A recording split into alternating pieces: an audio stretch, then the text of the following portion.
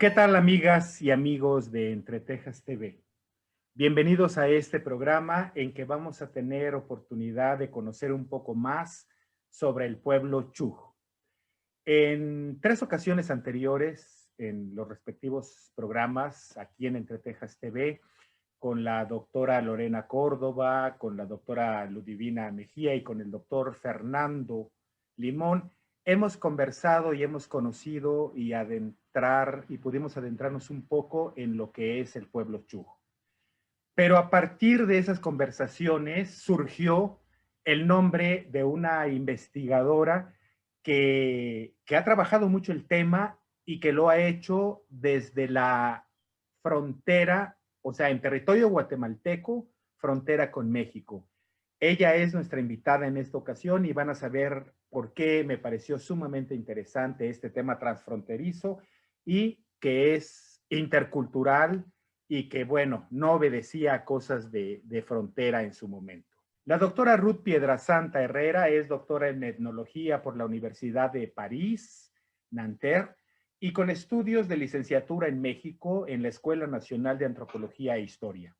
Inicialmente laboró en actividades de investigación en Oaxaca, México, y luego de 1996 se trasladó a Guatemala, donde se ha desempeñado como docente e investigadora en la Universidad Rafael Landívar y ha colaborado con la Universidad de San Carlos de Guatemala y Flaxo, entre otros. Sus trabajos en Guatemala y sus publicaciones se han enfocado en distintos aspectos etnológicos de los Maya Chuj, espacio en sus dimensiones históricas y simbólicas, transformación del hábitat y el espacio doméstico, aspectos religiosos y rituales, o bien en otros fenómenos contemporáneos como las crecientes migraciones binacionales e internacionales, particularmente de jóvenes en los Cuchumatanes, la región del Ixcán y en el oriente guatemalteco. De forma reciente efectuó un análisis socioespacial sobre la transformación de la pobreza en la región central de Guatemala.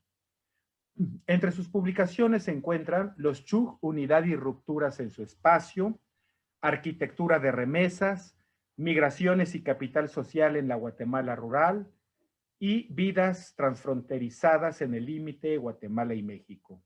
Sus artículos recientes son Notas para pensar el consumo en la revista de la Universidad de San Carlos de Guatemala, Panorama sociohistórico de la experiencia de los Maya Chuj en la frontera Guatemala-México, que es un capítulo de un libro editado por el Grupo Binacional Guatemala-México de Estudios de las Fronteras, integrado por investigadores de Guatemala y el sureste de México, con apoyo del Consejo Nacional de Ciencia y Tecnología. En el 2008 publicó Jóvenes Migrantes Transfronterizos, Circuito Laboral entre el Noroccidente de Guatemala y la Riviera Maya en México, en la revista Espacios Políticos de la Facultad de Ciencias Políticas y Sociales de la Universidad Rafael Landívar. Doctora, qué gusto saludarla. Muchísimas gracias por haber aceptado esta invitación. Debo decir a nuestros seguidores, a quienes nos están viendo en esta ocasión, que cómo es la perspectiva de uno. Yo soy un comiteco, soy un chiapaneco que ve al pueblo Chuj desde la perspectiva, en buena medida, de un pequeño grupo que habita en esta parte de la frontera, ¿no? Del lado de México.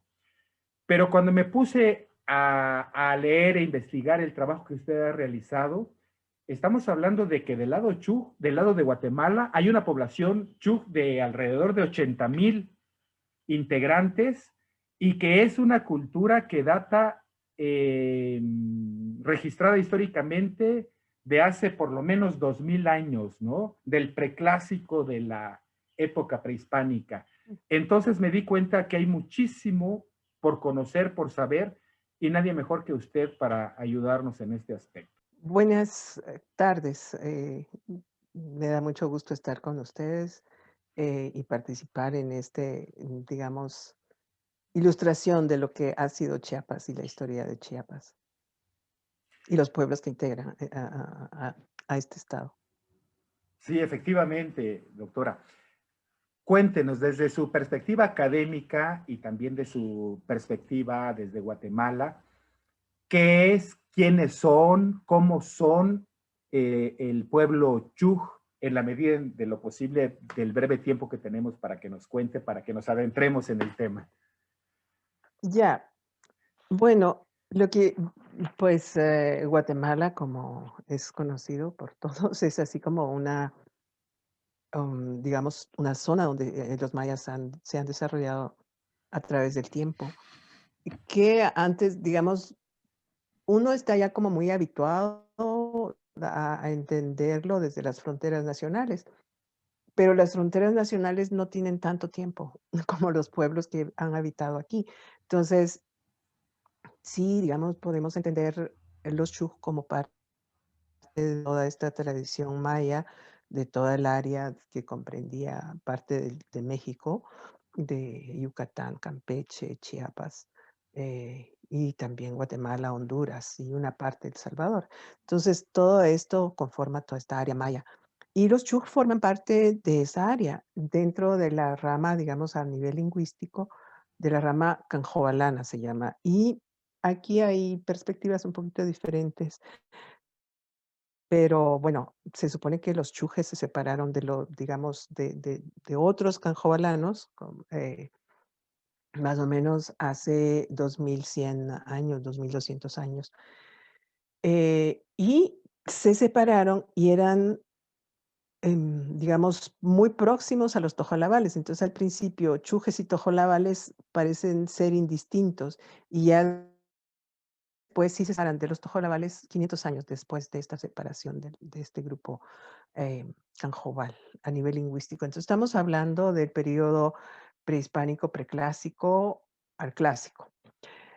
Esta, digamos, esta es una propuesta lingüística para entender esta historia, porque, digamos, a nivel de estudios arqueológicos no hay trabajos tan, digamos, en esta zona de tan largo plazo, ¿no? O sea, la arqueología ha preferido siempre am, la arqueología monumental para hacer trabajos y estos no necesariamente son tan monumentales y espectaculares, pero pues son muestra de lo que pasó aquí y en toda esta área. Lo que es curioso porque al principio yo sí en algún momento en el libro que publiqué, que obviamente voy a hacer referencia, que es este libro, pues sí fue como una oportunidad de hacer una sistematización de este grupo y allí pues sí,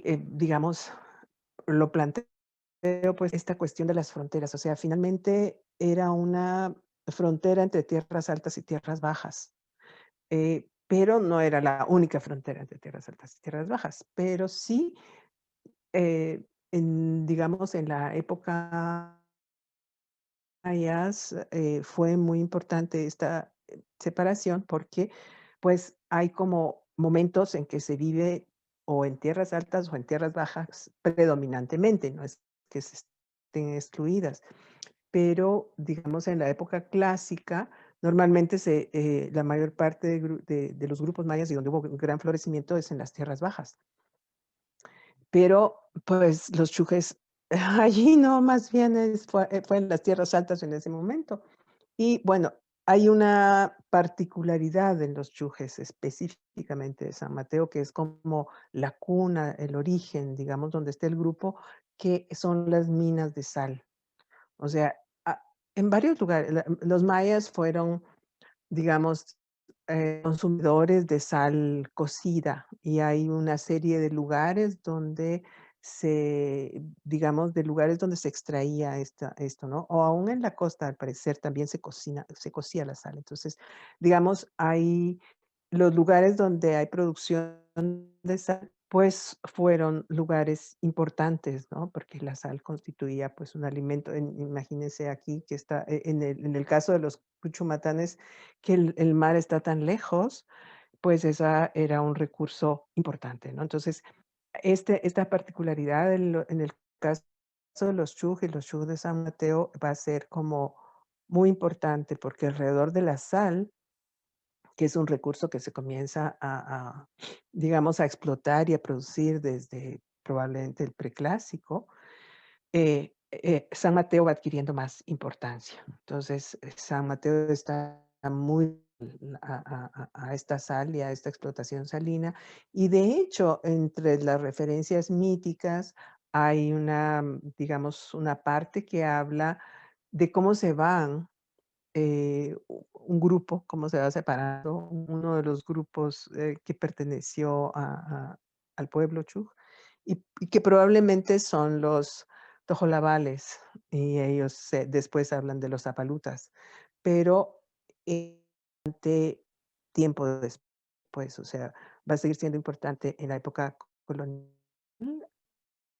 Y de hecho hay bastantes referencias a que los temibles lacandones llegaban también por su sala a San Mateo, y va a ser también objeto de comercio, ¿no? Objeto de comercio durante el clásico, no solo sino el posclásico. Hay referencias en el centro de México sobre esta sal de San Mateo en el posclásico. Entonces, digamos que ese recurso particular le dio una importancia y una especificidad al pueblo Chuj de San Mateo. Entonces, un poco esto es para ir a estos orígenes históricos y míticos que usted quería Claro, referirse. sí, efectivamente. Yo quisiera comentar aquí que, bueno, tuve oportunidad de leerlo en su trabajo.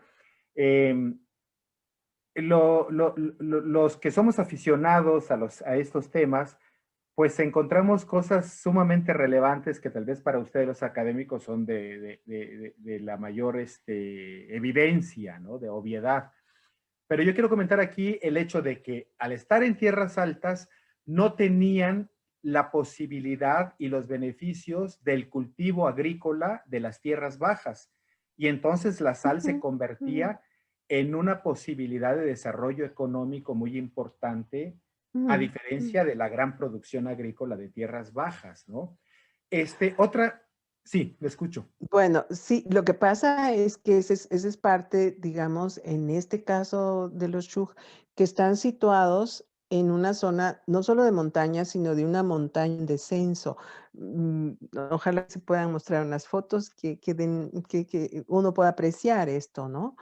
Pero, porque esta ubicación, esta localización del grupo eh, le significó la posibilidad de hacer uso siempre de los recursos de las tierras bajas y las tierras altas. Eso permitió también su riqueza, en cierto modo, ¿no? Posibilidad de mantenerse en términos, en buenos términos en su territorio y tener un desarrollo. No o sea, evidentemente la sal era un recurso privilegiado que les dio un lugar, digamos, en un mapa más amplio, en un mapa regional, porque finalmente la sal es un producto de uso común que tiene que circular. Ellos, que conste, no eran los comerciantes necesariamente de esa sal. O sea, había referencias, hay referencias de cómo los de Soloma, la gente de Canjobal, llegaba por sal para venderla, para llevarla, para ellos venderlo, lo cual también es digamos, como algo que todavía se da, no por la sal misma, sino porque los canjobales y sobre todo la gente de Soloma son los grandes comerciantes de esa área. Entonces, esto no es tan reciente, sino también se dio con la sal. Entonces, sí, digamos, este recurso era un recurso que permitía eh, un una particularidad especial y digamos, algo que los demás no tenían. Claro. Doctora, otro aspecto que quisiera que nos explicara es el hecho de que me llamó mucho la atención. Es que en verdad uno tiene una visión desde este lado de la frontera de que, bueno, que está la frontera y se acabó todo y no hay historia en común y Ujú, todo, ¿no? claro. Y olvidamos los cientos o miles de años previos a las fronteras México-Guatemala y que es una cultura Ujú, mesoamericana que tuvo contacto muchísimos siglos. Pero a mí me llamó mucho la atención la claro. actitud del pueblo Chuj con respecto a los temibles lacandonas, como usted lo dijo, en Claro, que hubo un momento en la época de la colonia en que se negaron a ser aliados de claro. los españoles para entrar a la región lacandona, ¿no? Eso Ujú, se me hizo muy atractivo porque pues lo mismo ha ocurrido de este lado de la frontera actual, en el sentido de que Comitán, Margaritas o Cocingo eran los lugares de entrada para ir a la Lacandonia. Y olvidamos, si no nos lo dicen, pues que estaba el otro lado también, esa región de los claro, Cuchumatanes y de Ixcán. claro. ¿Qué nos podría decir sobre eso, por favor? Bueno, lo que pasa es que sí, digamos, tenemos, los mapas nos sirven un poco para centrarnos, ¿no? Y depende del lugar donde localicemos un punto, pues ahí uno centra el trabajo. En el caso digamos, de la historia colonial a la cual se refiere, pues los lacandones, obviamente, por rebelarse y por no aceptar el dominio español, se buscaba de todas maneras como, digamos, subordinarlos, como conquistarlos, ¿verdad? Y se intentó de varias maneras a través de diferentes puntos. Uno de ellos, obviamente, digamos, la capitanía general, pues era Guatemala y Santiago era la capital, pero Chiapas era parte de eso. Entonces, también se intentó desde este lado, o sea, esas fronteras, pues nacionales no existían. Eh, y en el caso de los chujes sí hay referencias a que son castigados porque no quieren formar parte de estas naciones. Aunque digamos, los chujes no siempre tuvieron relaciones cordiales con los lacandones. Hay varios mitos que hablan de los lacandones, no tan no en términos tan amables, pero no los van a traicionar, no los quieren traicionar. Eso sí es claro y eso se manifiesta digamos, a lo largo de varias entradas. Son obligados a participar, y de hecho, digamos, es en el límite, digamos, en las aldeas de tierras bajas que están en el límite de los lacandones, es que, ocurre esta primera reducción de los lacandones. Y después, bueno, los van moviendo, ¿no? Pues, los van exterminando en cierto modo con toda la cuestión del contacto, las enfermedades, digamos, a todos los que enfrentan a los lacandones, pero tan tardíamente como finales del siglo XVII, ¿no? Entonces, sí, esto es una cuestión que, digamos que uno se acostumbra a leer las historias oficiales y en las historias oficiales no se hace referencia a las resistencias, ni a las rebeliones, ni a las oposiciones que fueron hechas, ¿no? O sea, solo se tiene una visión como muy desde arriba, ¿no? Desde quien cuenta la historia que fue vencedor del resto y que no asume que no fue vencido en nada, que entonces sí, la historia suena así, pero sí hubo, claro, que resistencias y oposiciones locales en los momentos de la conquista, ¿no? Y no es una conquista que solo dura 10 años. En el caso de los cuchumatanes, cuesta, o sea, y de los lacandоnes, obviamente, ¿no? Más. Claro, Entonces, pero eso no necesariamente lo conocemos todos. claro. Doctora, fíjese que usted mencionó a los torjolabales y efectivamente lo que yo recuerdo de algunos trabajos del doctor Otto Schumann, que tiene que ver con lingüística precisamente, es esa explicación del lugar de origen hasta casi mítico, de que vienen los chujes y los lacandones, perdón, y los tojolabales juntos, Ojalá. y los tojolabales juntos, y luego los tojolabales avanzan un poco más hacia Margaritas, Altamirano, Comitán, y los chujes quedan un poco en la Ujú. región de Trinitaria. Pero una de las cosas que me llamó mucho la atención es la siguiente.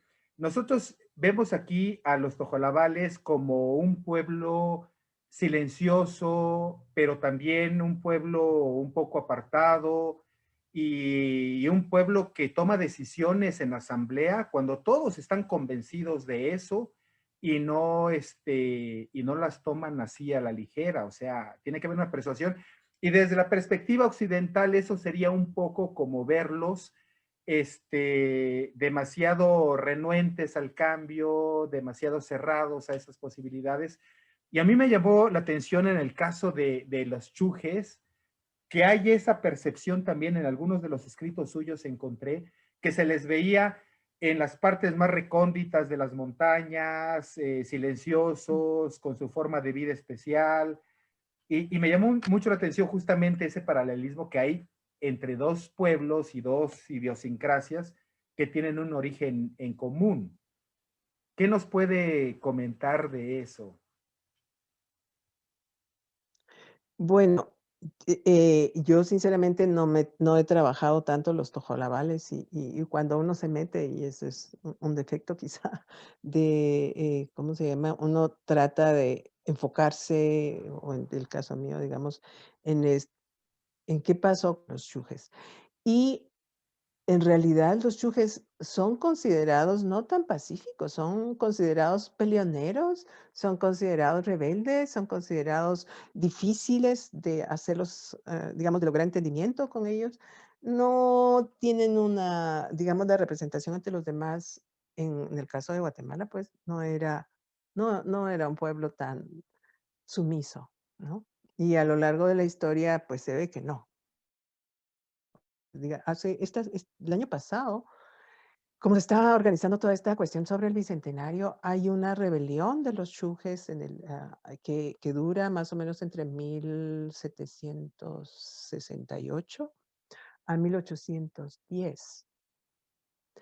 Esos son rebeliones también que sienten que están invadiendo las tierras y agarran y ¿cómo se llama? E invaden, queman propiedades, toman rehenes, o sea, esos no son los pueblos tranquilos, ¿no? O sea, y los chujes están reputados por eso, o sea, cuando dicen cuando no quieren algo, no es no y no. Entonces, a mí una de las cosas que me llamó la atención de los chujes es esta, digamos, esta rebeldía, esta, capacidad de decir no, esta resistencia activa, digamos, que tenían o que mostraron a lo largo de la historia, en diferentes momentos, ¿no? Y de diferentes maneras, pero es una constante. O sea, no le podría decir exactamente, si lo hacemos una comparación con los tojolabales, cómo fue esa historia, pero en Guatemala no, los chujes tienen una, digamos, la representación que se hace de ellos desde fuera es que son difíciles, por decirlo mejor. Son complicados, no son fáciles y ni son así tan tranquilos ni tan, digamos que son gente que expresa su desacuerdo, ¿no? Aunque a veces lo puede hacer, no bélicamente, no agresivamente, pero sí, cuando no es no. Claro, claro. Doctora, a mí me llama mucho la atención todo este mundo mágico de los rezadores, de la adivinación también del futuro y de la suerte con las Claro, horas. Y me gustaría que el entráramos un chumal. poco en el tema de las representaciones míticas y los ritos ligados al espacio que usted ha trabajado en el caso de los chujes. Cuéntenos un poquitín de los rezadores y todo este mundo mágico Claro, para nosotros. pues lo que pasa es que, digamos, uno piensa que las autoridades, por ejemplo, la idea de actual, y un poquito más atrás, es que las autoridades son civiles, y con los mayas sabemos que no, o sea, son cívico-religiosas, y en Mesoamérica era igual, ¿no? Hay una imbricación profunda entre la autoridad que gestiona territorio, pero entre la autoridad también que gestiona el territorio a nivel simbólico. Y esas tienen que estar de acuerdo. Entonces, son 2 tipos de autoridades que trabajan juntas, que tienen que trabajar juntas. Esta separación de lo cívico-religioso se va dando a lo largo del siglo XX, pero no y ya hasta, digamos, en la segunda parte del siglo XX. Pero antes, en muchos lugares, bueno, yo no estoy hablando de Chiapas exactamente, estoy hablando de Huehuetenango y específicamente de los chujes, pues digamos, toda esta imbricación de autoridades cívico-religiosas se da hasta los años 70, 80. Y eh, en el cual, digamos, una cuestión fundamental es, bueno, mantener los ritos. Y en esta zona de los chujes mantienen todavía o han mantenido, ajá, no sé, ahorita en este momento en todas partes, pero toda la cuestión del uso de los calendarios, y no solo del calendario corto o ritual, sino del calendario del Aab, que se llama, que son los 365 días. Eh, bueno, más bien de los 360 días más los 5 días del Oyekú, que el Oyeku es este tiempo, o sea, esto que le estoy diciendo no es de los chujes, esto es los mayas, estamos hablando de los mayas y ellos mantienen esa forma de contabilizar el tiempo. Entonces, este periodo final del Oyeku es un periodo de desorden y esto es así entre varios grupos mayas, o sea, era así, el momento del desorden, este mes pequeño. Y en este mes pequeño, en el caso de los yujes hay varios, bueno, en primer lugar hay a lo largo de todo el año hay ritos que se establecían entre las autoridades civiles y religiosas. Pero en este periodo hay una cosa muy especial que sí es que también está inscrito dentro de la larga tradición maya, que es la cuestión de la adivinación. Y de una adivinación colectiva, no es una adivinación para mí, como estoy yo, no, no, para nada. O sea, además la idea del individuo no tiene que ver mucho ahí tampoco. Pero a lo que voy es que en este periodo hay una, digamos, como una tradición de adivinación muy, digamos, muy fuerte y muy ligada digamos, a todos los registros mayas.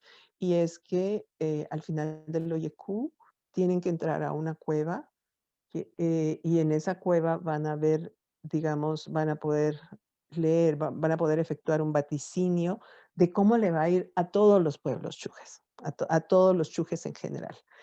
Y eso es algo muy, muy fuerte que todavía, digamos, es muy interesante. O sea, hay una parte en la entrada del libro que la usé de introducción porque, digamos, es algo que está totalmente preservado para los extranjeros. No, no se puede llegar ahí.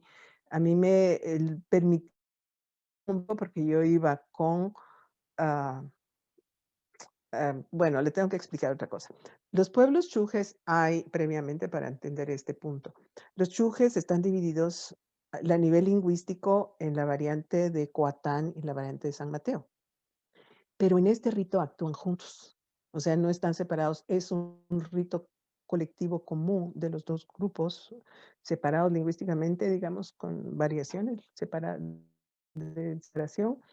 Y el que llega a hacer la adivinación es cuatanero. Y el lugar donde se hace la adivinación es de San Mateo. Entonces, es esta combinación de ambos lo que permite que esto tenga una validez para todos. Y digamos, yo iba con el grupo que estaba acompañando al adivino. Entonces, yo creo que tuvieron un poco más de ¿cómo se llama? Eh, Me perdonaron en cierto modo mi presencia, por supuesto que muy controlada y después, no voy a ser tan específica en todos los detalles, pero digamos que sí ahí intervinieron adivinos y todo para ver si ya no iba a alterar el rito. Pero la cuestión está del rito que es muy interesante, es que cuando es el momento, digamos, como que nosotros aquí, ay, el año nuevo y todo, a las 12 de la noche. Bueno, ahí también es a las 12 de la noche donde el adivino tiene que estar antes de la medianoche, tiene que llegar a la cueva. Allí, digamos, permanece un tiempo, el tiempo para poder hacer el vaticinio. Y esta cueva tiene agua al interior. Entonces, el adivino, pero no es un adivino cualquiera, se llama Chekab. Y el Chekab quiere decir el mensajero, el que el que va a dar ese mensaje a los demás. Y el Chekab digamos, entra y tiene que salir en un cierto tiempo prudencial. Si se tarda más o si se tarda menos, no es buen signo. Y cuando sale, dice que, y eso es el vaticinio, y generalmente se refiere a cuestiones como la lluvia, el viento, es decir, toda esta cuestión, digamos, agrícola, que va a llover o no va a llover, o que va a haber viento que va a perjudicar tales cosas. O sea, esa es una parte del vaticinio. Pero no solo se refiere a lo agrícola, también habla de las otras cosas, ¿no? En el caso, digamos, de los años de la guerra y del conflicto, de la sangre que corría, que iba a haber mucha sangre, iba a haber muchas muertes. Eso se dijo en este vaticinio. Y el año en que yo fui, que fue el 2000, se habló de los dólares, se habló, no se habló dólares exactamente, se dijo va a haber mucho dinero, va a haber dinero, el dinero viene, ¿no? Y esto, digamos, bueno, esto es, digamos, después, el check-up después de que baja, que es como la 1 de la mañana, 1:30, es un ritual muy, digamos, muy fuerte, en realidad. Viene un cortejo con antorchas, entonces uno mira como una especie de serpiente de fuego que se va acercando y está en un lugar donde este vaticinio es un lugar que es prehispánico además, porque ahí están los vestigios, ahí están las edificaciones prehispánicas, es allí donde lo da a conocer. Y después se va, digamos, dando a conocer en otros pueblos, tanto porque el adivino pasa por distintos pueblos en su trayecto de aldeas, digamos, en su trayecto de regreso, como los propios asistieron o que estuvieron ahí, lo dan a conocer a los demás. Entonces, esto, que es una forma de adivinación, no es una forma colectiva y como pueblos, chujes, a mí me pareció una cuestión muy, muy poderosa y muy íntima, digamos, de un pueblo que haya logrado preservar hasta ahora cuestiones que tienen que ver con maya, digamos, con este pasado maya clásico, preclásico, es decir, con esta tradición maya, esto aún está ahí.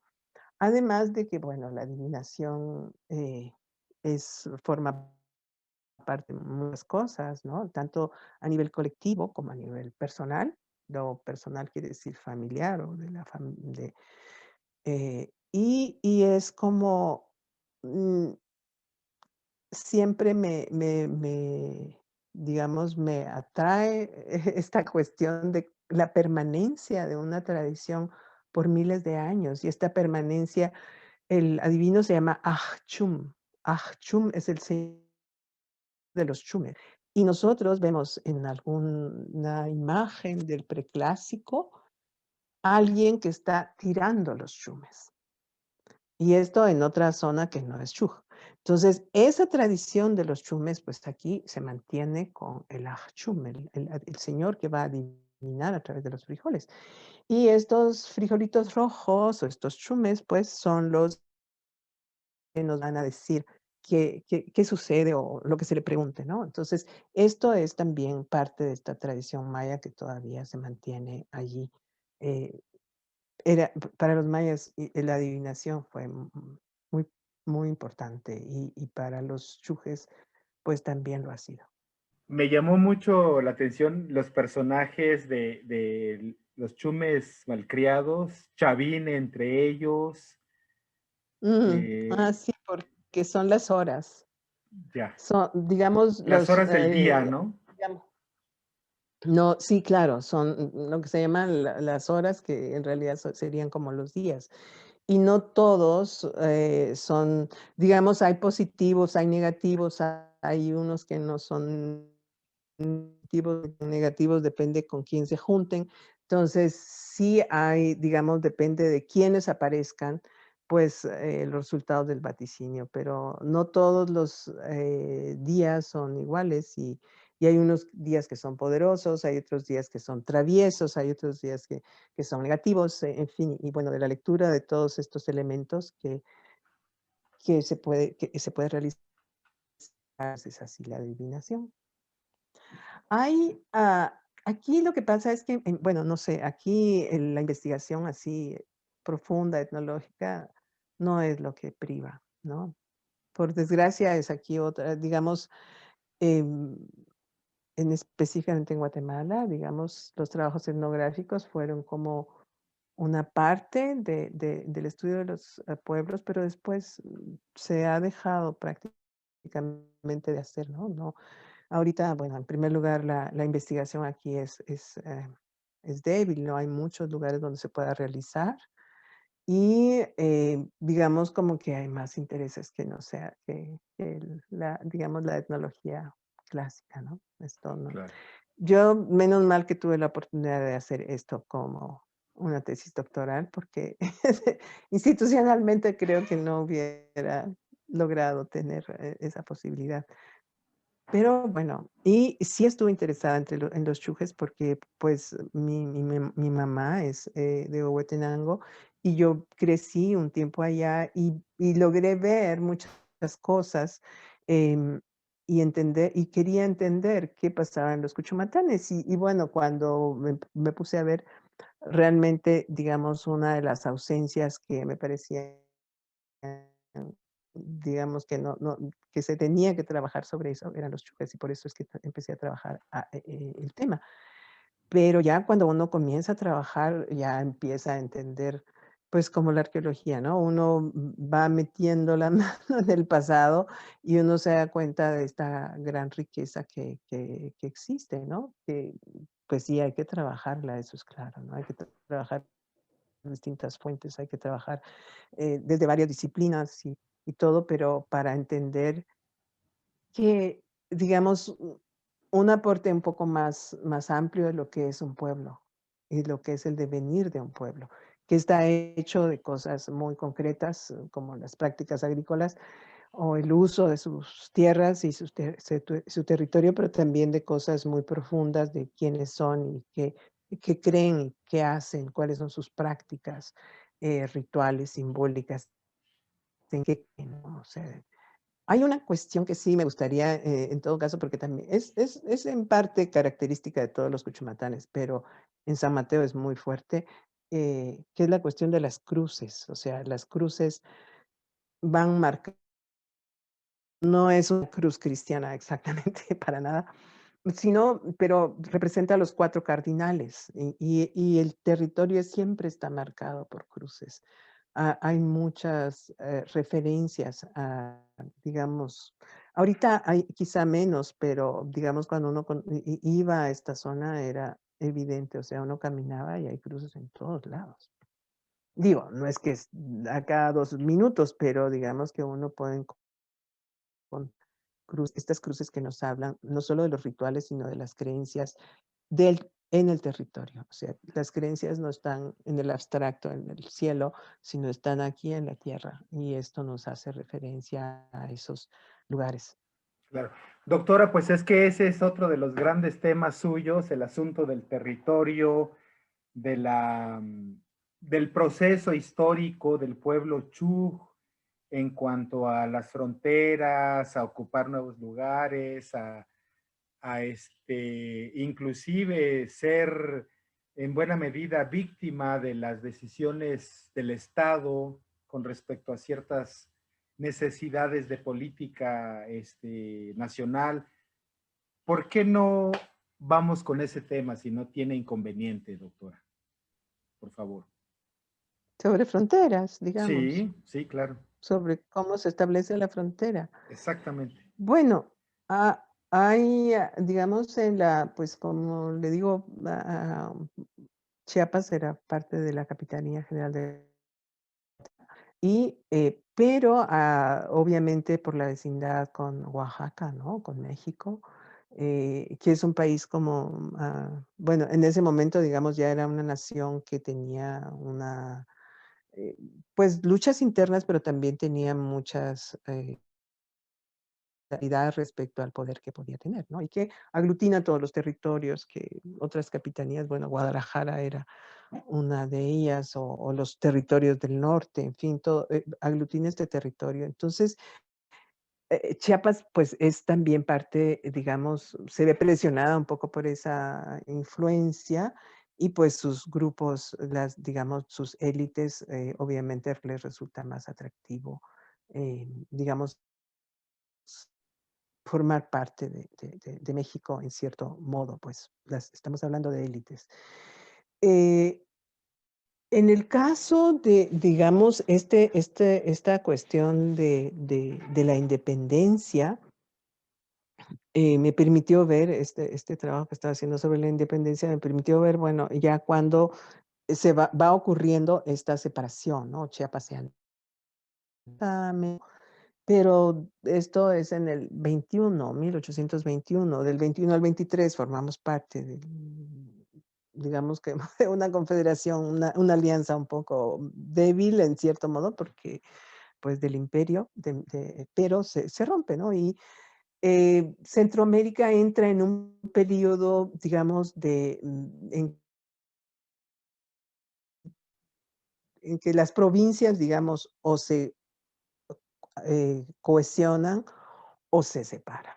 Y es ese momento, pero entonces las fronteras en ese momento no importan. Entonces, buena parte del siglo XIX fronteras, la definición de fronteras no está tan clara, tanto del lado de México, o sea, pues Texas era México, ¿verdad? Y dejó de serlo, entonces, y eso es siglo XIX, es mediados del siglo XIX. Entonces, el siglo XIX es un momento, digamos, de conformación de los estados nacionales y esa conformación a nivel, digamos, territorial, pues se va llevando a cabo a lo largo de varios momentos. Específicamente, el caso que nos ocupa, en el caso de los Chujes, pues como le comentaba, hay luchas por tierras que en un momento determinado, digamos, Trinitaria, Margaritas, pues era parte de Guatemala. Y esto no está tan claramente establecido, pero yo creo que una de las tareas pendientes es trabajar todos estos mapas,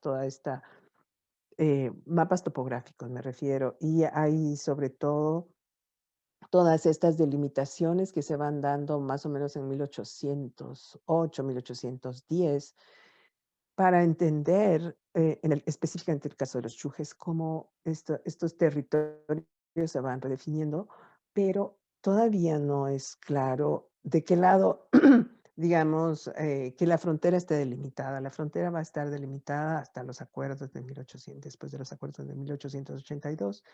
Y entonces, eh, digamos, hay como momentos de que, digamos, de poco de fronteras borrosas, por decirlo así, que se van a aclarar hasta finales del siglo XIX. Pero creo que esa es una parte que está poco estudiada desde el lado de Chiapas, porque se habla como que los Chujes van a llegar después, ¿no? En el lado, por ejemplo, Tziscao, que van a llegar después y no. O sea, los Chujes estaban ahí, ¿no? Lo que sí es que, digamos, no existía una gran población, digamos, como grandes pueblos de asentamientos muy viejos y muy bien establecidos de chujes ahí. Pero esa era la forma de operar en tierras bajas. O sea, en tierras bajas hay aldeas que se mencionan, por ejemplo, Azantic, por ejemplo, Buleg, que plantean desde el periodo, digamos, que vienen los españoles y utilizan esas zonas, eh, pero justamente para la cuestión de las entradas a los lacandones se mencionan esas aldeas, pero digamos que es una forma de asentamientos a veces que digamos que no va a dar lugar a aldeas a lo largo del tiempo, sino están un tiempo ahí, después pueden migrarse. Estos patrones, que son muy mesoamericanos además, pues son así, o sea, la gente vive un tiempo y a veces hay alguna razón que los hace salir, por ejemplo, pues una inundación, terremoto o lo que sea, que los puede hacer irse a otro lado. De hecho, los Chujes hay muchas referencias de que abandonan las aldeas cuando ya están congregados, abandonan las aldeas cuando los están fastidiando mucho, de que tienen que dar más impuestos o de que se enferman mucho. La gente se va y forma otro pueblo. Entonces, es probable que este patrón de asentamiento se dé en toda esta parte baja de los Chujes. Entonces, no tenemos pueblos así como San Mateo, pero como le expliqué al principio, San Mateo está allí, está anclado a esa zona por la sal.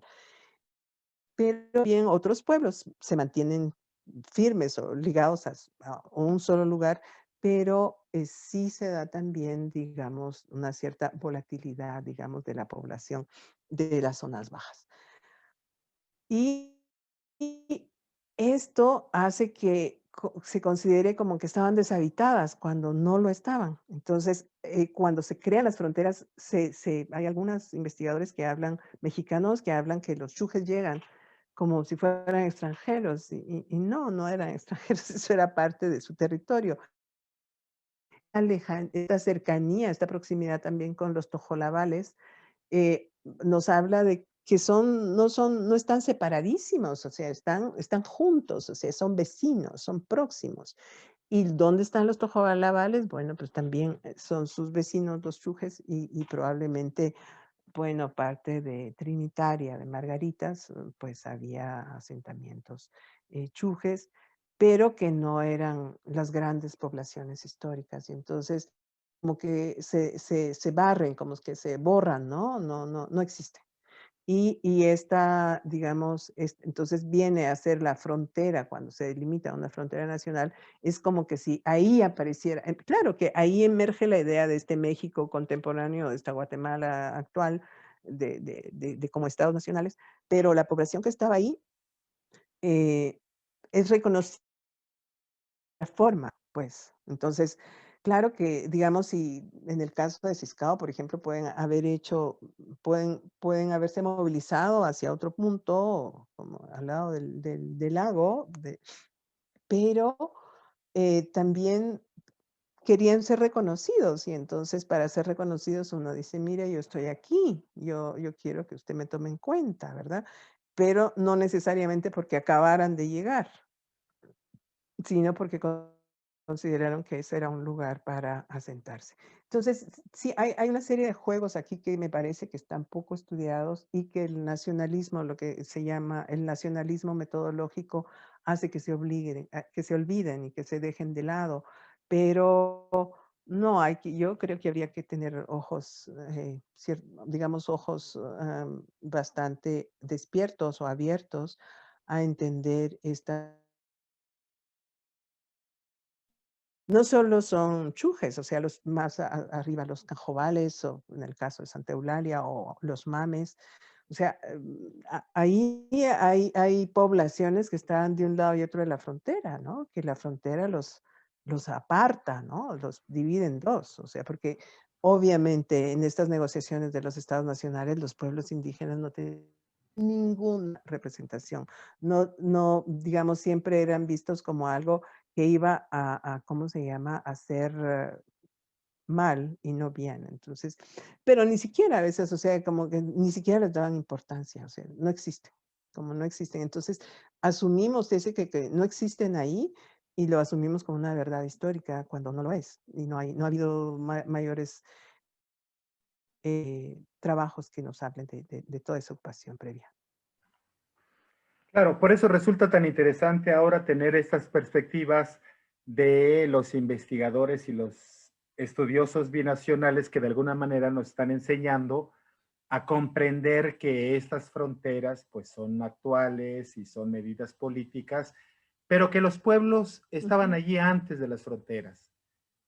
Y el caso Claro, del claro. pueblo Chug es muy representativo, e importante para nosotros, porque de pronto aparecieron en el mapa también, doctora, y cada vez van teniendo mayor presencia gracias a los estudios, la Claro. investigación de colegas suyas, quizá de alumnas suyas.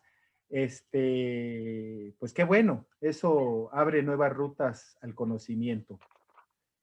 No sé si quiera comentar algo más, tenemos el Claro. tiempo ya por terminarse, pero será Muy muy justo. esclarecedor Sí. escucharla. Bueno, Hay hay una cuestión nada más en relación a las fronteras que está cambiando, obviamente, con todo lo de las migraciones y todas las presiones que existen.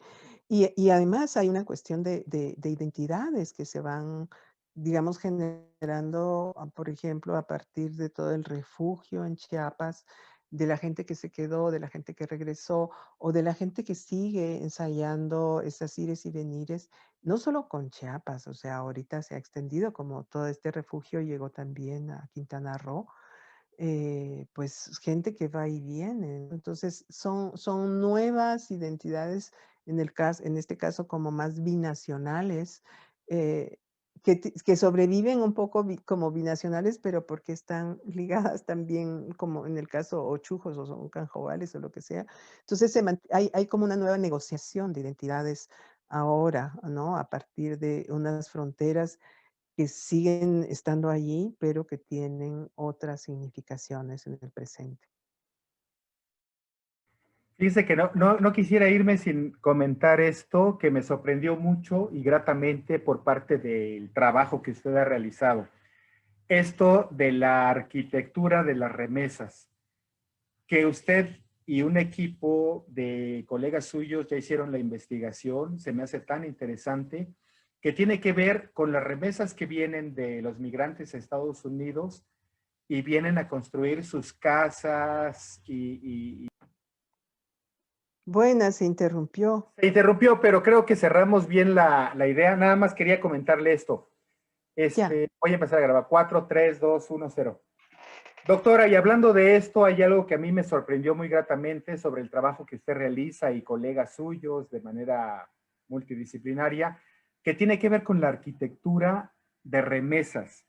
Yo nunca había visto el concepto Mm, y ahora que lo vi y trabajo suyo, me doy cuenta que es una constante del lado de los pueblos de Guatemala y también de este lado, creo que no se ha hecho claro. este trabajo de investigación del lado de México en nuestros poblados, que tiene que ver con que han ido migrantes al país del norte, a Estados Unidos de Norteamérica, y han enviado las remesas y ha servido para construir la casa de su familia y también con otras características constructivas que ya son muy evidentes, Ujú. pero que no hemos percibido nosotros como todo un ritmo de edificación que tiene que ver con la economía actual y todo.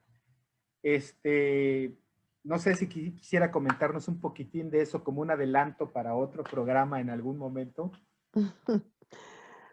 Bueno, lo que pasa es que realmente la gente va cambiando su forma de vivir y digamos, según los contextos económicos, históricos a los que se enfrenta, digamos. En el caso de Guatemala, esta forma, digamos, esta evolución en el hábitat doméstico, pues ya comenzó hace tiempo. Aquí específicamente sí hubo un hecho que fue un diferenciador, que fue el terremoto, que acabamos de tener 45 años de nuestro terremoto del 76, que como se cayó tanta, digamos, tantas casas de adobe, entonces después se quedó el adobe como un material peligroso, ¿no? Y, se impuso un poco el valor, la valoración de la construcción en bloc, de bloc y de materiales más livianos, como las láminas en los techos, etcétera, por toda esta, digamos, por todos los desastres que hubo ligados al terremoto. O sea, esto sí fue un cambio importante, en Guatemala en términos de los criterios del hábitat, ¿no? Y se va imponiendo, se va logrando imponer. El adobe no desaparece finalmente, pero sí, digamos, las techumbres y todo van cambiando. Entonces, en el caso de los chujes va habiendo esta evolución, se va dando a lo largo de algunas décadas. Finalmente, digamos, finalmente, sí hay un cambio radical a partir de las migraciones, a Estados Unidos. Lo que es curioso, y a mí realmente fue una de las cosas que me llamó muchísimo la atención, es que durante el tiempo, digamos, no solo del conflicto, sino de todo el siglo XX, fue un periodo de mucho empobrecimiento para la población chujo, ¿no? O sea, fue tratada fueron tratados muy mal, ¿no? Y entonces, pues, estaban más pobres que nunca. Y, la cuestión está en que una de las me acuerdo de cuando recién llegué la primera vez, que me llamó la atención algunas casas que estaban pintadas, pintadas de colores muy pintadas de una forma muy, potente, digamos, muy llamativa, muy linda, ¿no? También casas de madera. Y ya cuando, digamos, yo vuelvo en 2004, porque estuve fuera, y vuelvo en 2004 y vuelvo a ir, eso fue como un shock. ¿Qué pasó aquí?, ¿no? Porque no me había ido tantos años, me fui 4 años, ¿no? 5 años, entonces no era para tanto, ¿no? Pero el cambio que hubo fue brutal. Entonces sí dices: "No, esto hay que empezarlo a ver". Entonces era por eso esta reflexión sobre el cambio del hábitat y de cómo había evolucionado. Y después cuando, bueno, esto que le mencioné de la profecía, de que iba a haber dinero, bueno, parte de ese dinero se fue para hacer casas, ¿no? O sea, para tener una casa, como decía una señora, es que estas son casas para siempre, no son casas tan frágiles, no son casas que voy a tener que estarles cambiando el techo o cambiándolas de lugar, porque también pasa eso, o sea, uno un día no sé cómo pasó esto, pasó otro, cambia de lugar la casa. O sea, porque eran casas, digamos, de materiales, mm, pues, característico de solo los chujos, o sea, en toda Mesoamérica la gente puede cambiar. No es que sea una casa así de aquí a como los palacios europeos que pueden permanecer miles de años. No, eso no es. Entonces, aquí, digamos, estas casas que fueron surgiendo sí fue como una inversión particular, digamos, como, era importante tener una casa así, y era importante en términos de prestigio social, de prestigio personal, familiar, pero de prestigio como pueblos. Entonces, cada pueblo va ensayando formas diferentes de hacerse, em, digamos, de evidenciar estos ingresos a partir de algo que fuera prestigioso, que diera realce a lo que eran ellos a nivel local. Entonces sí, entra este cambio y bueno, una serie de cosas más que Que, dejaremos para otro momento. que se están estudiando, se siguen analizando y se encontrarán los resultados, ¿no? De todo eso. Pues doctora, muchísimas gracias, qué amable por aceptar esta invitación. Ha sido un enorme placer y de oportunidad de conocimiento charlar con usted. Bueno, pues muchas gracias y qué bueno que podemos hacer esto que nos pone en contacto, digamos, bueno, 2 países, pero 2 regiones tienen mucho que decirse y que no se lo han dicho entre sí. Claro, mientras platicaba con usted estaba pensando ya fuera del programa, le pediré el favor de que nos haga favor de establecer comunicación con algunos investigadores y estudiosos de la independencia de Chiapas y de Guatemala, pero con la perspectiva desde allá, pero ya lo platicaremos. Y muchísimas gracias a Ya. ustedes que nos acompañaron en este programa Ujú. de Entre Tejas, que estén bien, cuídense mucho, nos vemos a la siguiente. Hasta pronto.